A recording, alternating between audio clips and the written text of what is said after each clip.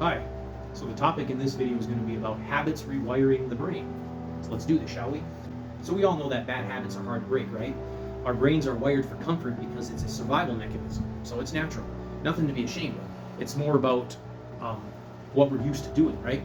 And this seems pretty straightforward, but it's very hard for us to grasp this and execute it because, like I said, our minds are wired for comfort. But even when you start a good but uncomfortable hard habit, it can still be hard to break that good, uncomfortable, hard habit. Because if you get your brain used to doing it all the time consistently, it's going to become second nature. So, for example, when I quit drinking, I had to quit drinking altogether, not even having one or two a night, which is, according to study, a healthy dose. But I can't have one or two, because that usually turns into many. It's a snowball, domino, butterfly effect, whatever the kids call it these days. Basically doubles for me. I made the conscious decision to just stop altogether.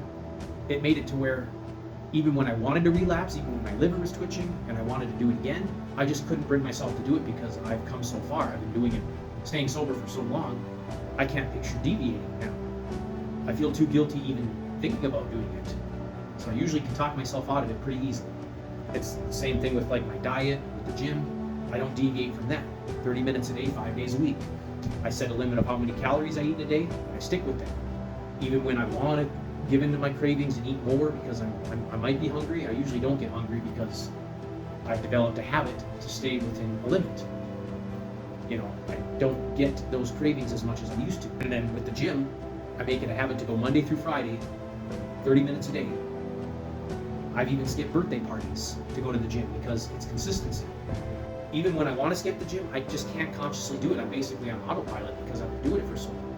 So the point is staying on track with this, making a habit to do it, treating it like it's your job. Like, because we go to work, right, regularly, we can't skip work because then we fall behind on our bills. Or we might get fired if we skip work too much, right?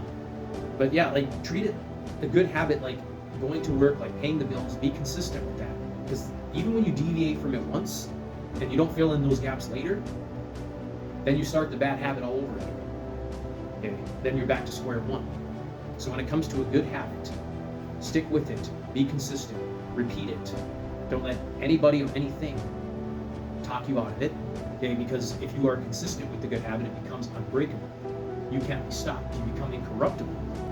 That's why, like I said, I'm basically on autopilot with these good habits, even when I want to deviate, even when I want to relapse on alcohol, I just can't do it at this point.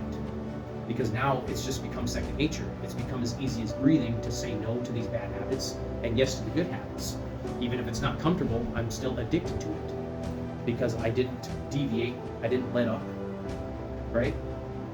That's how you do it. Break the bad habits with good habits, because that's how our brains are wired. We are creatures of habit. We're adaptable. It's just going to be like that, whether it's good habit or bad habit, right? So I hope that was helpful. Thank you for tuning in. Have a nice day.